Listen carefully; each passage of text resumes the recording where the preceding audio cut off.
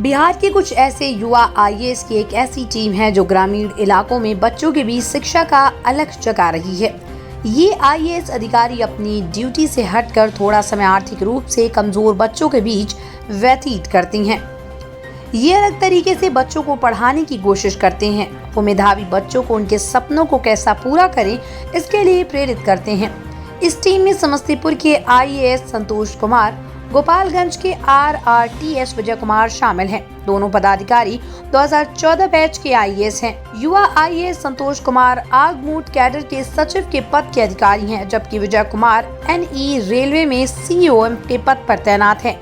IAS Santosh Kumar के मुताबिक वो और उनके दोस्त विजय कुमार ने मिलकर एम पाठशाला खोली है। इस एम पाठशाला में वैसे ग्रामीण इलाकों के आर्थिक रूप से कमजोर मेधावी छात्रों को मुफ्त शिक्षा दी जाती है ताकि उनकी प्रतिभा कुंठित न हो। संतोष कुमार ने कहा कि गोपालगंज, समस्तीपुर और औरंगाबाद में आईएएस ऑफिसर मिलकर एम पाठशाला चलाते हैं। इस पाठशाला में ग्रामीण परिवेश में आर्थिक रूप से कमजोर निर्धन बच्चों का एडमिशन लिया जाता है। उन्हें मुफ्त शिक्षा दी जाती है। समय समय पर वो खुद पहुंचकर इन बच्चों को पढ़ाई के बेहतर गुरु सिखाते हैं।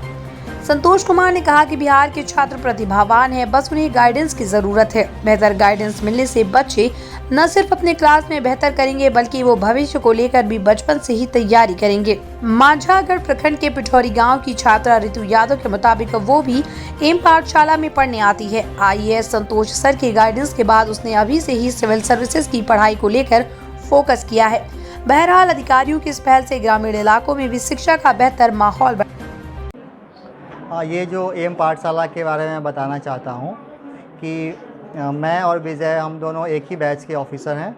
हम लोगों ने साथ में सिविल सर्विस एग्ज़ाम पास किया और शुरू से ही 2014 से ही जब से हम लोग मिले हैं, हम लोगों की यही कोशिश रही है कि हम सब मिलके, हम इसी गांव ग्रामीण परिवेश से, इसी समाज से आके हम लोग यहाँ तक तो पहुँच गए हैं।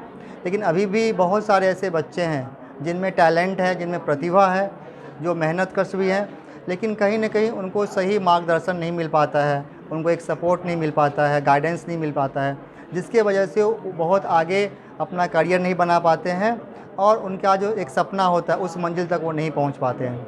तो इसी को ध्यान में रख के हमने सोचा कि अगर हम समाज के लिए कुछ करना चाहते हैं तो एजुकेशन में कुछ हम करें अपने बच्चों के लिए, अपने समाज के लिए, तो बेहतर होगा।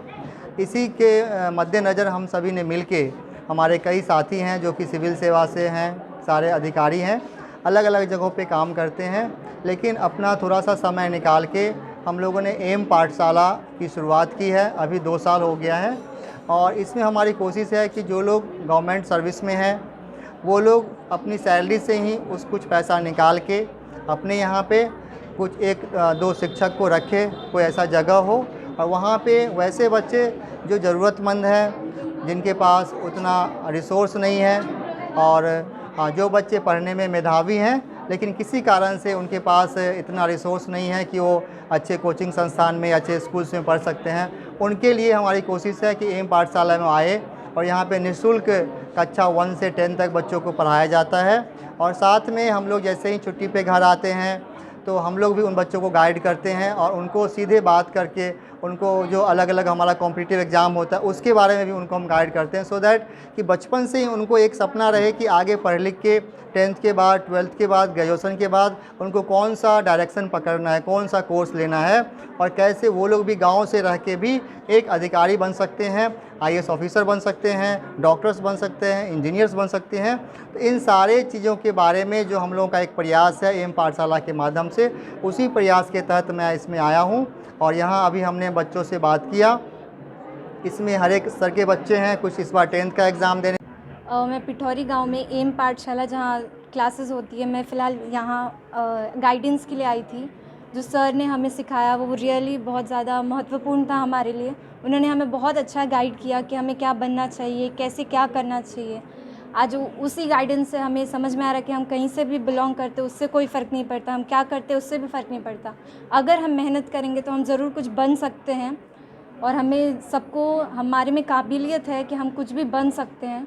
तो हमें पढ़ना चाहिए, लिखना चाहिए, उसी से हम कुछ बन पाएंगे सर की तरह। आज के मोटिवेशन सर ने हमें ये बताया कि दुनिया में बहुत सारी हमारी इंडिया में बहुत सारी ऐसे चांसेस है जो हम बन सकते हैं, जैसे डॉक्टर, इंजीनियर, यूपीएससी में हम आईएएस बन सकते हैं, आईपीएस बन सकते हैं। ऐसे बहुत सारे कॉम्पिटिटिव एग्ज़ाम्स के बारे में बताया जो हमें शायद पता नहीं था।